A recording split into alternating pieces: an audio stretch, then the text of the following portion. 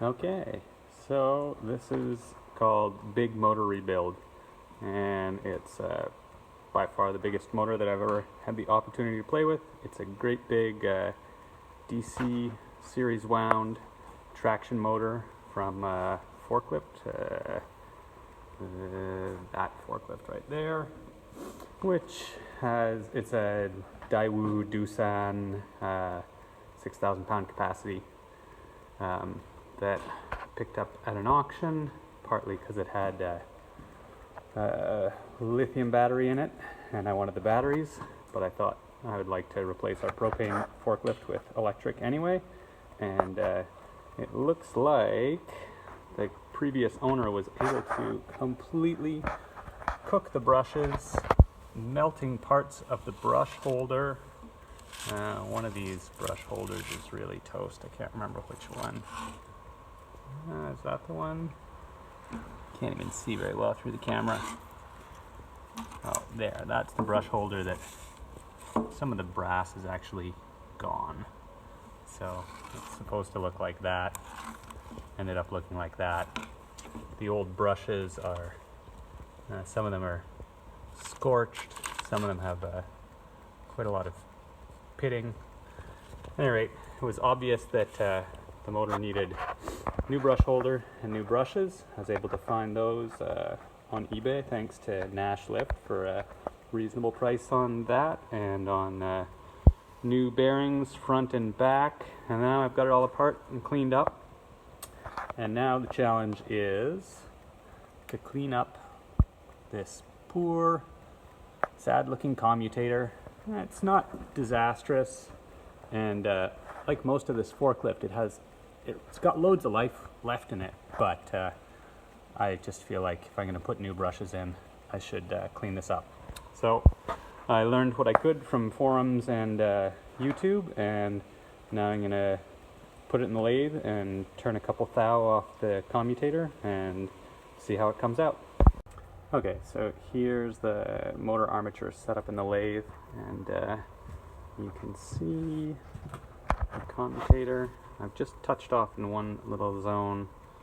You can see the shiny strip vis-a-vis the tool, and I've tried to set it up according to seemingly good advice that I found online, that you really want it to run true to the bearing journal.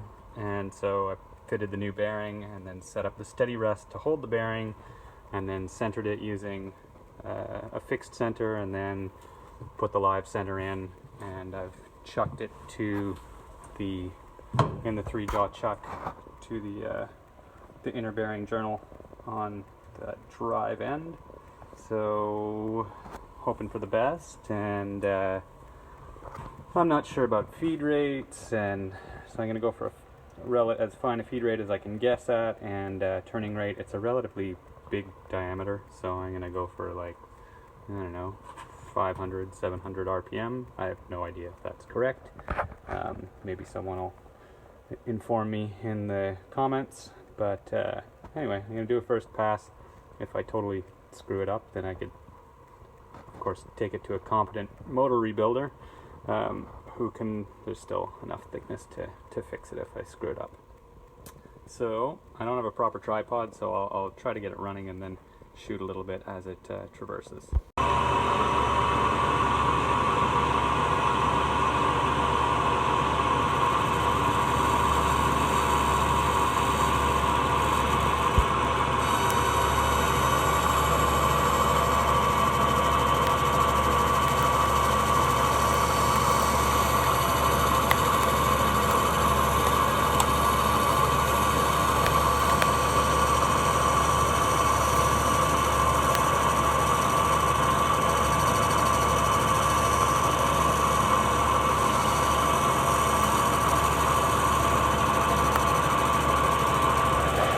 So it looks like it's not taking off quite enough depth, which is fine with me. I'm going to run it again.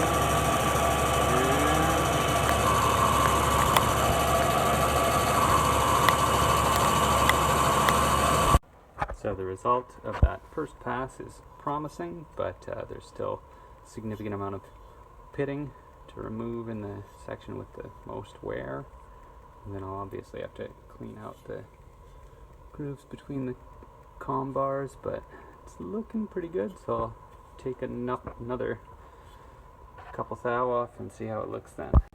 Okay, so I did one more pass, or maybe two more passes. Took off another, I think 0.02 to get to the bottom of the pitting, but I haven't really introduced much of a step here. You can see that. It's probably not going to come out, but I think I've got the brush area started a ways up here, so I'm not going to worry about getting into there too much. You can see in the grooves between the comm bars a fair bit of copper, and I was trying to pick them out with this, but it's a little bit tedious. And then I switched to, as recommended by various people, hacksaw blade, ground smooth so that it's got no perf or set. So it's a flat hacksaw blade, and then that running in the grooves gives this, for instance, is a groove that's been cleaned out in that one. So now I got 20 minutes of cleaning the grooves out, and then I gotta find some sandpaper that's ostensibly non-conducting and polish it up, but looks pretty darn promising for not leaving the farm. Okay, here's finished armature. The polishing and cleaning between the comm bars seems to have worked out pretty well. Edges are still a little bit imperfect in places, but ultimately I ran out of patience. My estimated 20-minute job took, I don't know, an hour, and then I had to have dinner and go to sleep. And so now it seems good enough for me. You can see a few scratch marks on the comm bars from where I slipped with the pick or the hacksaw, but I'm going to call that acceptable. And there's still a very few pits that were deeper than the amount I took off, but I'm going to call this good enough. And I've got the new brush holder mounted, so all the shiny new hardware. There's a pair of brushes that maybe you can see okay in the brush holder. Springs aren't yet in place, so and then inside the we gonna get that? So the field coils wrapped around their cores, and then the big flat section straps with the blue insulation on them are the field coil bus bars, and then each of the field coil bus bars comes up and just screws in along with one of the brushes, so you can see the connection to the field coils there. And then these are brush wear indicators that are all chained up together, and they run out to where the connection studs on the outside of the case. The motor has armature 1 and 2 that go to the brush holder, and then the other end field 1 and 2, S1, S2 down there, that allow connection of the field so that you can change the direction by inverting between A1 and 2 and S1 and S2. And then this is the connection for the brush wear indicator. And the last thing is there's a thermocouple tucked into the case here for a temperature sensor. And then there's a plug that I only noticed after getting it all apart. There's a dummy bolt here, and that's actually a hoisting point. So, you know, having noticed it, I might as well use it for the reinstall. So those are the brush springs, and now it's time to stick it all back together and then put it back in the lift. Now the motor is all back together. Excuse me. The reassembly went fine. It's moderately heavy, but in fact I tossed it on a scale and it was 80 some odd kilos, so pretty much bang on 200 pounds once it was all put together. But everything went together smoothly, and it spins really nicely. No appreciable resistance or sounds. I've run it a little bit on this test setup, and the commutator is just starting to make stripes adjacent to the corners of the two brushes that you can sort of see. Can't quite get the brush angle there. You can just see where the two brushes meet in the middle and the ends. And it stays well away from the step that I had to machine. And anyway, it all looks good. I set it up and tried to just clamp it. So it's series, so I'm only running it at 12 volts, and I'm having to just pulse it because I don't want it to overspeed. But I tried with some chintzy little cables initially, and ultimately, after melting one small connection, I realized it's really drawing quite a lot of current, just kept moving. And it turns out that it's drawing about, when I get it spinning,